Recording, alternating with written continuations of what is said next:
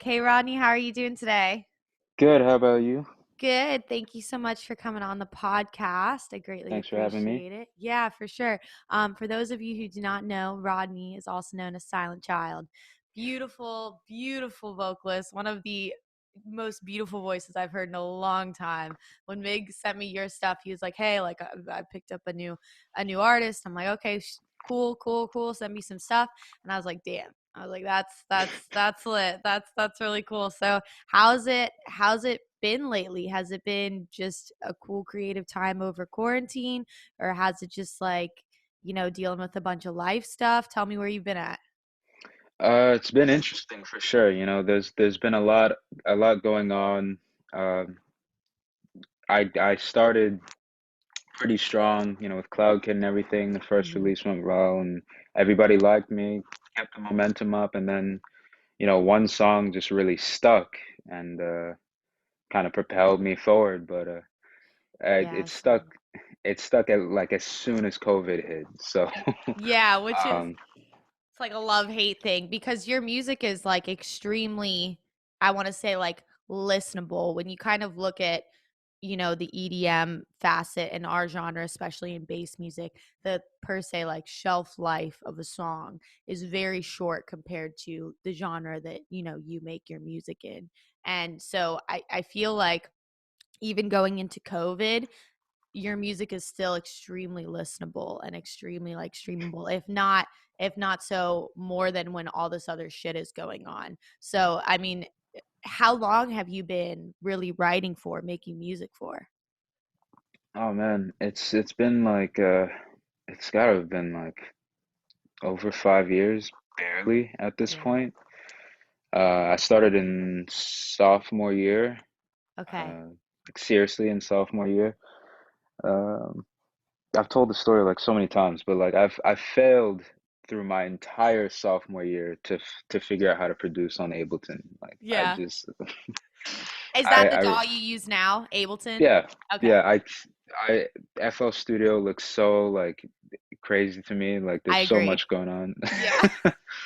Um, it was just too much for me. I never really got it. But like, I started out with this partner of mine, who kind of taught me enough of Ableton to the point where I just figured out the rest and just carried on from there. And here I am. Sick.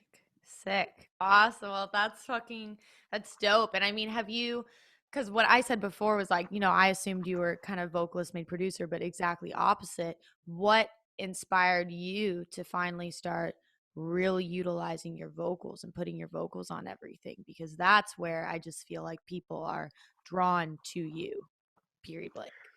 Well, I was always like the singing type. Um, as a child, I would be the one singing along to songs and everything like that, and really just trying to get to know music. Yeah. And I was in chorus for like all 3 years of middle school and everything, and so I had experience with actually singing. And I know new practices and things like that, and Yeah, just like a absolutely. warm up. And I was like, I can probably do this. But Yeah. the real thing that kind of pushed me over to doing vocals was I it's not the easiest thing as a producer to get a vocalist on a song or on a song, and if you do, then it's not the easiest thing to find the perfect fit, you know? Correct. They don't always come out to how you envision them, Hmm. which which was extremely the case for someone in high school with not too much experience or reach and definitely no money to Yeah, put towards. absolutely. Yeah, so I was like, something's got to change. Like, I got to figure anything out. And so I just said, screw it. And I got out my iPhone and I just tried my best. Well, I mean, I definitely think that it has definitely worked to your favor. And I Yeah. mean, so you first started really experimenting with your vocals when you were young. So you've been doing the vocal pairing with the production for a minute. Uh, I mean, I was singing kind of behind the scenes while I was producing, I never really thought of my singing as anything people would want to hear. growing up, like I wasn't really encouraged to sing by too many people.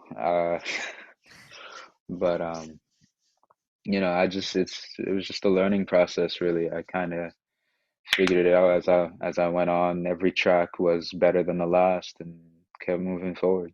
Absolutely. It's a continuous kind of build and journey as long as you're consistent with it. And it's crazy because I just feel like so many people on like the non-artist side, even like on the industry side, don't understand how long it really takes. And it's like you and I are both still honing our craft, still honing our skills. And it's just like a continuous climb up this mountain.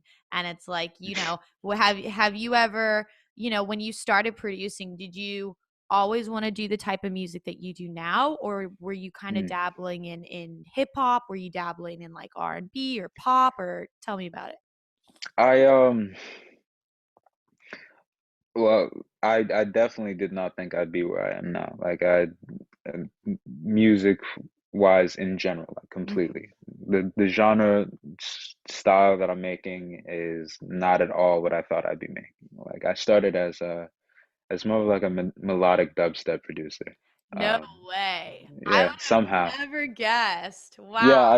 Okay. I That's started sick. by I started by I was on YouTube just trying to figure out Serum and everything, looking up virtual riot presets and stuff. Like Yeah.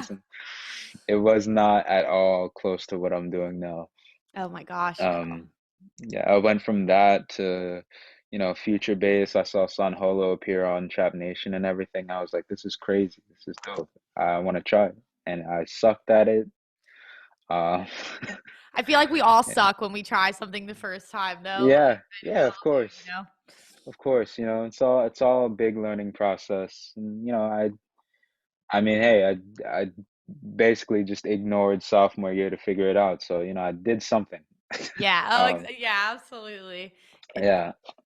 So then when you kind of got exposed to that like San Holo realm, because I listen to your music actually like all the time. And Mig sends it to me all the time. So I'm always like up to date on the new stuff. But what would you say to per se like somebody listening who haven't heard you before? What genre would you say you fall in? Because I know you do features on on tunes with like Purge and stuff like that, like more EDM based. But would you say I wouldn't even categorize you really as future based. Like, what would you categorize yourself as? I would definitely wouldn't categorize myself as future bass. I've been trying to get out of future bass for so long. Yeah. And at this point, the most common title that I'm seeing is alternative, which is really Hmm. where I want it to be. Yeah. Yeah, I'm really happy with alternative. Um, whether it's alternative rock or just alternative electronics, alternative something. Yeah, I mean, there's so many like different alleyways you can kind of go down with that alternative route, and I totally feel that. I was in an alt band before I kind of hopped into EDM, and Mm, the different kind of genres you can pull from, which is what I hear a lot in your music, where you have just kind of like these inspirations from multiple different kind of corners of music in general, which is super super sick. And you know, did you start releasing when you were that young in sophomore year? Or were you just honing your skills, trying to figure out what was going on? And then like before you kind of, because you haven't been working with Mig for that long. Mig's his manager, by the uh, way. So you've been working uh, for him with like a year, right? yeah.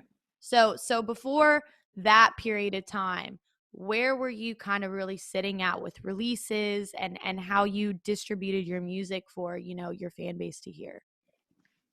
Um, well, really, my fan base wasn't too existent at the moment. I feel So, that. We've all been there. We've uh, all been there. Yeah. I once I actually got really good, which and not really good, but really good. Yeah. Uh, Yeah. No, I um, got you. I got you. yeah. Once I got to that point where I was just more than decent, I guess, which was really like senior year. I want to say Okay. 2018. Um, I was still doing future bass, but I was doing ghost productions at the time. What's So that? a lot of Okay. my music that sounded good wasn't actually coming out under my name.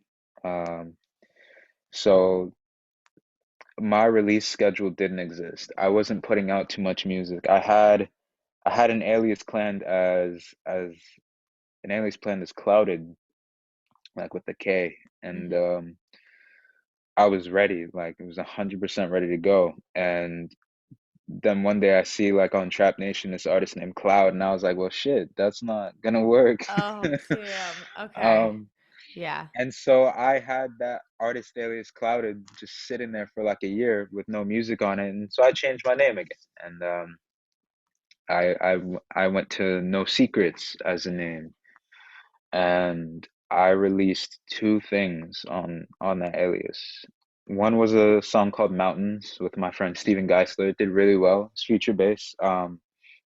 It did really well though, on a label that I was pretty close with. I think the label's like disbanded now though, so the song got taken down. Yeah.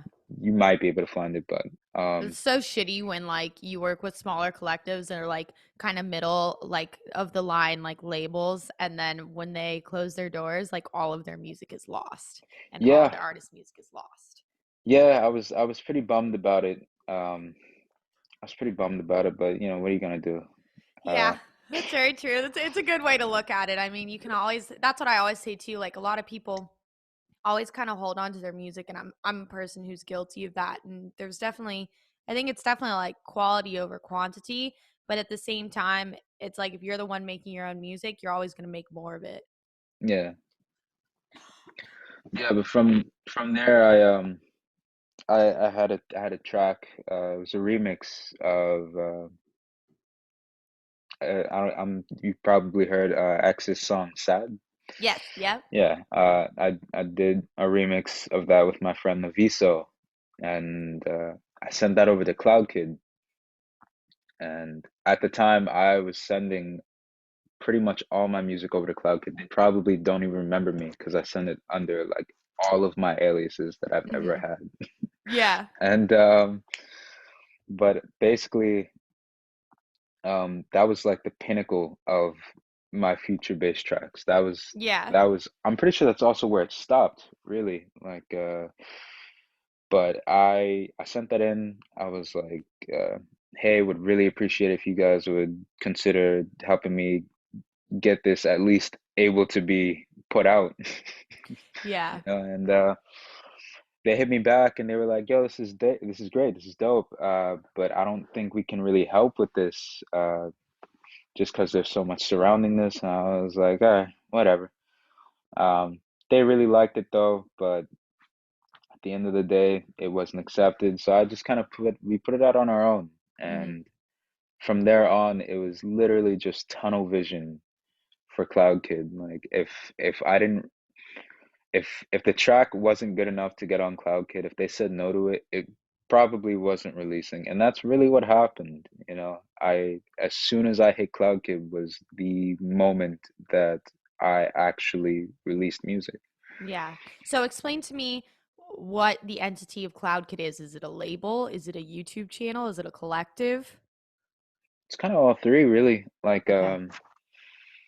it's it's really like it's probably the smoothest label that I've worked with, and probably closest label that I've worked with. Like I mean, they're not the biggest, but they're Mhm. pretty big. And it was my dream label at the time, and I really wouldn't have it any other way. They've pushed me really pretty far. They've created me essentially. Which is super sick. Yeah, they focused really heavily on me, which was great. It was an amazing confidence boost to someone who's been shooting for nothing but the stars to actually reach, the goal. Mhm. Um, but yeah, they record label, YouTube channel, collective, all that. We talk pretty regularly. They help me with whatever. They've done all my art, Sick. which includes like my profile, like my logo and everything like that, my SoundCloud banner, Spotify banner, all that. And Mhm. they've just been helping me a bunch since the beginning. Um, I which love your I, logo too. And yeah, they did the Silent Child logo, right? yeah. So explain to me, because you went through a few name changes. You saw that the first name you kind of had in mind was taken, then you switched to another one. So then what brought you to Silent Child, and why are you Silent Child? Like, what inspired that belonging of like an entity of this project? Yeah, I was kind of with my other alias, No Secrets. I was kind of balancing on the edge of almost finding, like I was close. It was really close.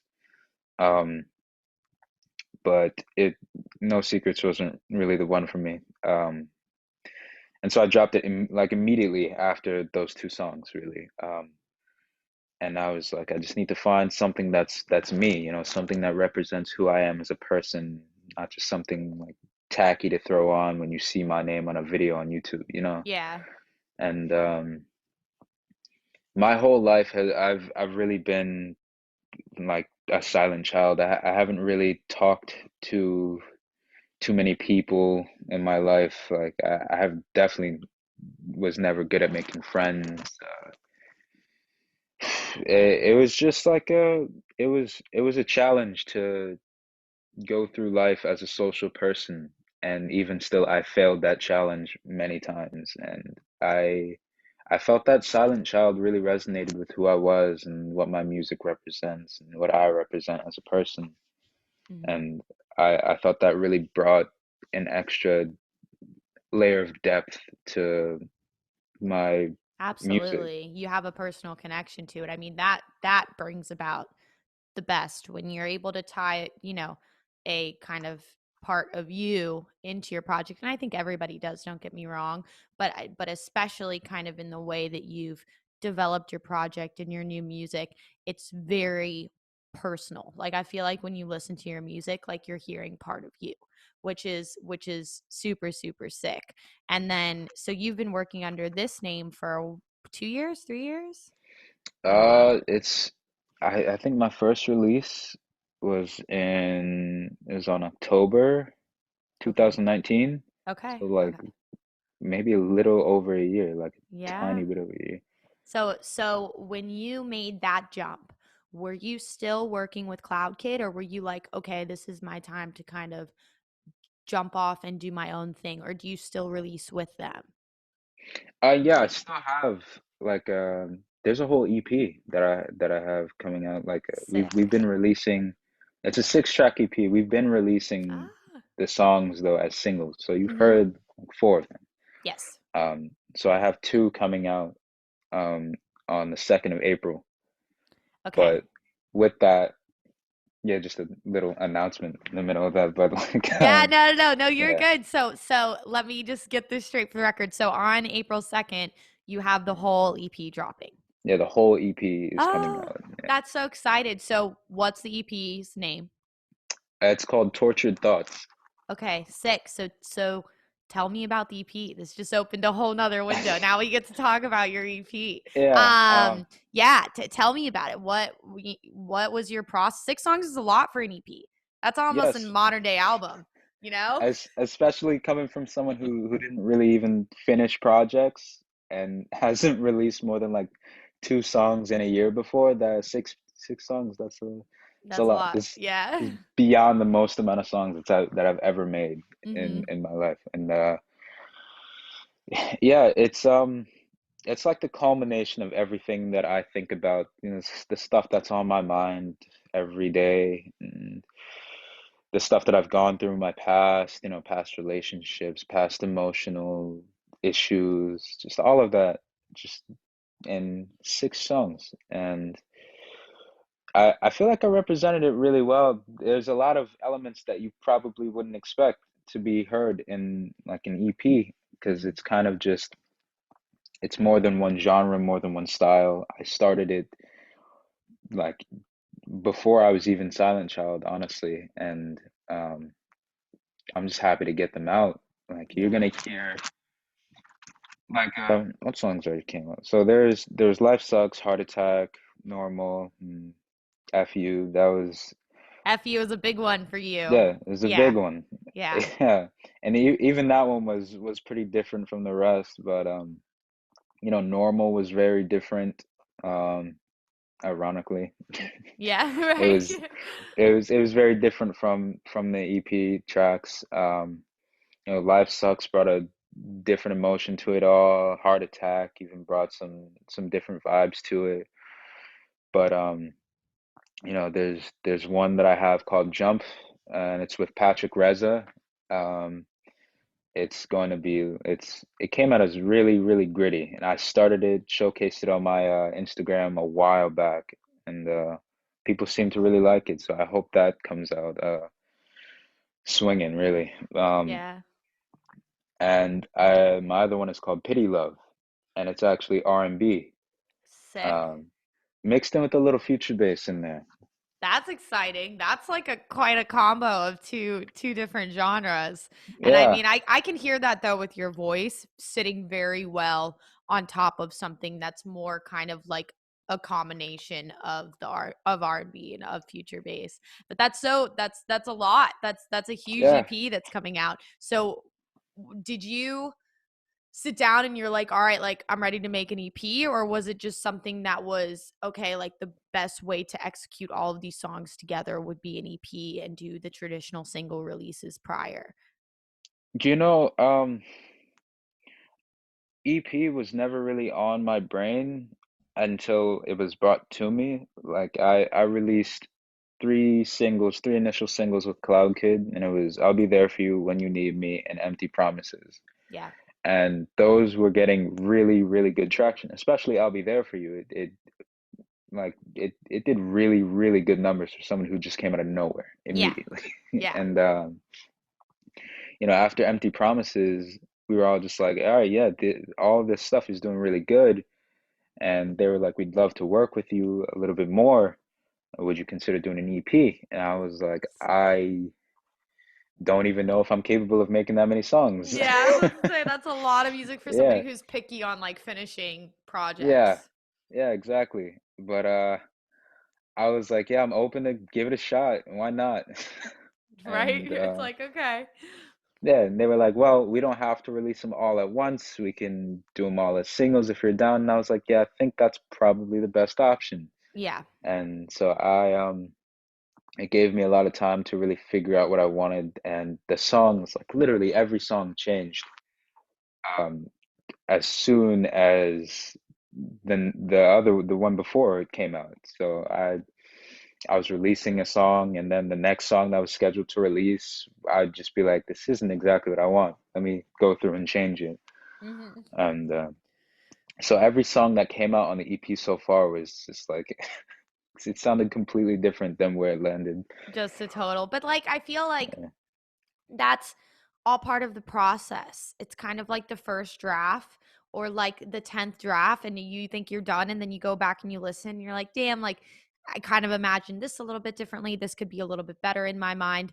And it's worth it because, especially if you're, very picky choosy, which most artists are with what they release, it's worth taking the extra time to make it as good as you possibly want it to be. Because that's, Yeah, you. definitely. It's like your entity of you. And I think probably the way that you've handled approaching releasing has led to this like huge stream success, because I just feel like I turn around every time and you're like on an editorial playlist. Migs like, we got another one. I'm like, okay. He loves you. He brags about you all the time. But he's when you like, when did you start to see this shift in like streaming numbers, when you were like, holy shit, like a lot of people are listening to me, like these editorial playlists are paying attention to me, like it's a big deal for somebody who's not being, paying X, Y, and Z to be pushed. Yeah, I think for me it was really crazy like the first day.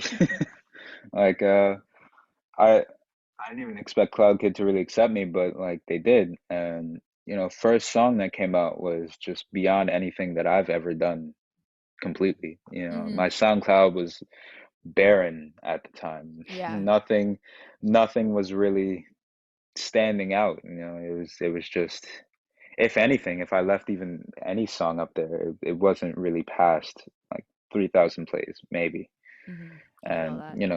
from the first day, Silent Child, it always just boosted massively. Yeah. And the crazy thing is, compared to where I am now, it's also boosted massively, like Yeah. again. Oh, Um, absolutely. and just like I said, every single time I released a song, it was it was just it was something different, like I changed it a bit more after every song release, Yeah. and I started gaining some steady fans, and I saw real growth, and Yeah. I'm still not used to that. Like it still kind of baffles me that I'm Isn't it here. crazy? You're like, damn, these people are going out of their way to listen to me over and Yeah. over and over again. Dude, I thought I was gonna be homeless at this point. Like, I feel like you. I was the worst with school. I was one of those kids that like could probably pass a test without studying or doing homework, but I didn't study or do homework, so I was failing because Yeah. homework matters. Um, yeah, so I barely got out of high school. My vision for myself was not successful musician at the time. So it's all just mind blowing to me. Um, Well, I feel like it's just going to keep going as well, which is I the hope so. exciting part. It definitely will. But it's pretty wild sometimes how like art and music just like saves you in these really really really weird ways. And it's like you kind of always had that vision in mind. I was the same way. I was fucking terrible in school. I literally just passed just so I could get out of there, make my parents happy. And then I was like, all right, like I know what I want to do. This is Mm. kind of the platform and the community I want to build. And we're just going to kind of go head in and just keep going forward because that's the only way to go once you've made that commitment that like hey like this is what I'm going to do and this is my only option. And so were you born in Florida? Were you born somewhere else? Were you raised somewhere else out of Florida Oh, or I'm in Georgia. you're in Georgia? Okay. Yep. All right. I did not know that. So where are you at in Georgia? I'm in this place called Canton. Okay. Um, and it's we're more closer to like the mountains, really. Like Okay. but it's not too far from Atlanta, maybe like 45 minutes. That's not too I bad. kind of yeah, I kind of rotated between the two for a bit because I had my dad in Atlanta and everything like Hmm. that, and I was originally pre-COVID. I was originally gonna actually move there, um, but COVID. Yeah, but So COVID. I mean, I was gonna yeah. ask that too. Like, was your I want to say like because you're not a DJ, you know what I'm saying? Like you weren't touring, you're not, you weren't doing X, Y, and Z. You're this very like standalone artist, and was your life, whether it's personal or career wise, was it affected when kind of COVID hit, or were you like I was already doing my own thing, I was already writing, I was just at home working, so it wasn't a big deal, or did like COVID kind of fuck a lot of shit up for you? Um, so I'd say like 2018, like my second semester of high school, life started going pretty downhill Okay. already. Yeah. Um, Life at home was pretty bad. I can't really get too into it because Yeah, no, I totally yeah, understand. I'm sorry to hear that, man. That yeah, but it wasn't great. Uh, there was a lot of financial issues mhm. in the beginning, and I kind of looked to myself to really help out with that, and Yeah. that's where the whole ghost production stuff came in, and I was just on that for as long as I could, really. Just Mhm. if it could make me some money, I'd do it, and if it can make me some money music related, I'd definitely do it. Yeah. And I was trying my absolute best to build any type of career that I could with music, um, before I just say screw it. I think I'm gonna have to get a job, and $1,000 a month here and there, like off some ghost productions was getting me something. Yeah, absolutely. And I was trying to balance ghost productions with actual production so I could make some more money. It's a lot of And production. yeah, it's a lot, Yeah, a lot of yeah, being yeah. burnt out. But yeah, I felt like I had an obligation to help out at home, Mhm. so everything wasn't just going completely downhill with no hope. Yeah, Um, so I pushed through it really, and it was a lot of stress and probably a lot of mental damage that I can't really repair. yeah, But I broke through it, and by the time COVID hit, um, I already had a fair foundation for music. At that point, I was doing so much with music that I really couldn't um, I couldn't stop. yeah. It'd be worse if I stopped than to just keep going Just and keep see where I going. could take it. Yeah. Mhm. And it was kind of the same with like a job, uh, from a job standpoint, also to a school standpoint, because my whole plan was to at least think about going to college, but that went right out the window when I started, making good money. Yeah, And I was like, okay, I could do this. I'm in a situation where a lot of people would kill for. I yeah. need to make something of myself. Because you may not get that opportunity again. Yeah, Yeah, exactly. So I just went full force with it, and I was like, I'm doing everything that I can to just become big, become self-sustaining. And so COVID hit, and I was prepared, dude. I was ready, and as soon as that happened, I was like, all right, I'm just doing stuff normal. I'm yeah. just going about my rotations really. And so yeah, I had a plan ready to go, uh, unexpectedly, but I COVID came around, and I was really just going about my day. I think Which is great. I really don't think COVID affected my COVID affected like my life. Obviously, I stayed Yeah, at home a personal lot life. more. Yeah, for Yeah, sure. but like as far as music career goes, I feel like it more or less affected like my music in a good way. There was a Oh, lot more people. absolutely. There's a lot more people bored at home trying to look for some good music. So Well, that's what kind there's of like to wrap it around to what I said in the beginning was like, you know, people are just at home and they're looking, they're looking for new music, they're looking for this, they're looking for that. mm, And that is what kind of said, the song that you released right before COVID did extremely well once we kind of went into that, you know, lockdown, everything shut. Even though we're in Florida and Georgia, which stayed pretty open, we still, definitely had shutdowns of general places and all of that stuff, the mask mandate. And I felt like it just gave like musicians and like producers time to really just work on art, which is super, super dope, yeah, and you kind of get stuck in your day-to-day routine.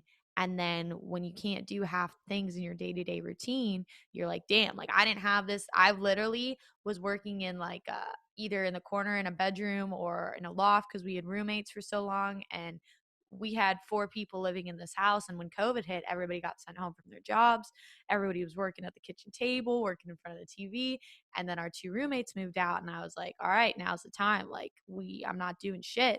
Build a studio, build this, do that. And it's cool how it's kind of given this like breaking point where all of these artists are just what you said with like the EP, how it's just multi genre. They're experimenting with all of these different things that I don't think they would normally do if like touring was on or it was just their regular thing or their regular day to day schedule or release schedule. yeah, Mhm. definitely.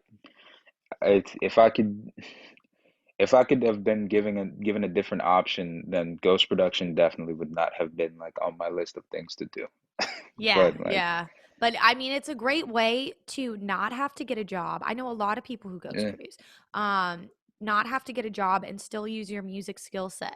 There's nothing wrong with it, and there's a market for it. There's so many people who want to do this who don't understand the time and like the dedication it takes to actually learn how to make music. Like this shit is Yeah, not simple. It's not simple. Let alone to like figure it out and then to like be good at it is two totally different things, you know? yeah, But it's definitely been a wild time, and it's cool because I feel like we see like the light at the end of the tunnel here in the States with the vaccine and with all the other shit going on. And like when we get back to normal, are you really just gonna kind of stay in the studio and like keep grinding and keep writing, or are you looking forward to potentially having some like live performances down the road?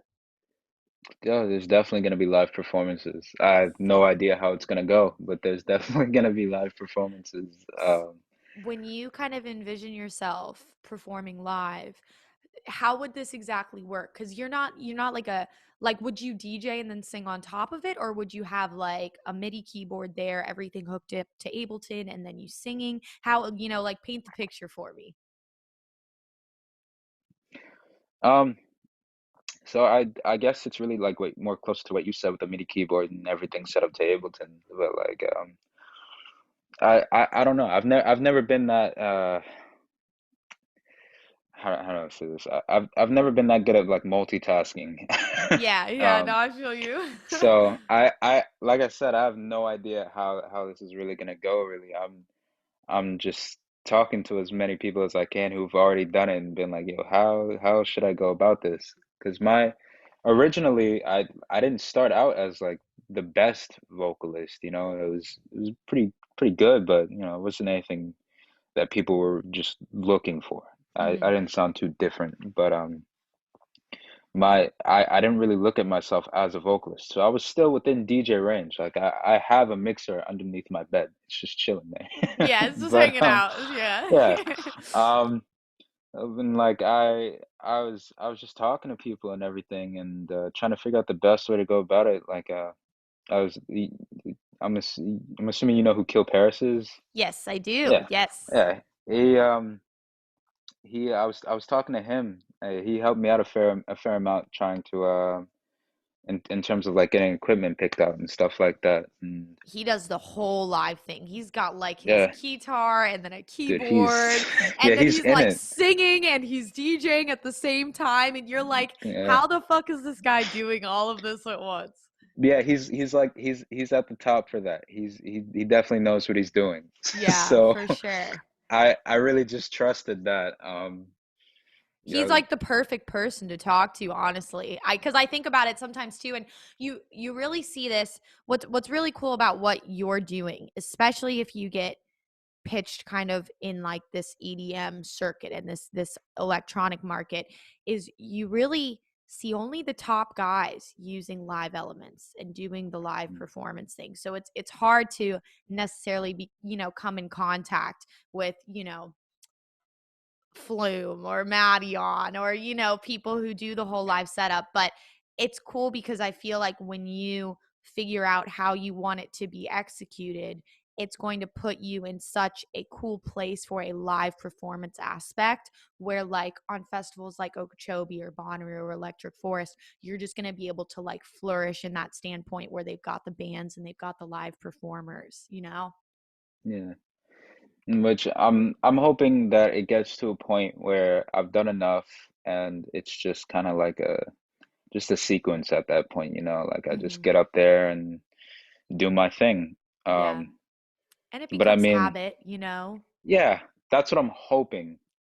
It But will. You'll go through some like major fuck ups, and then you'll like learn and you'll be like, all right, I got this now. And then it's like after you do it X amount of times, when I first started singing, I used to just get so scared because I DJ and then I would sing over it because I sing in a bunch of my tracks, and you would never be able to like hear your voice unless you had it in your monitors, and you're like, am I on key? I can't even fucking hear myself. Like, I don't know, the booth monitor's so loud.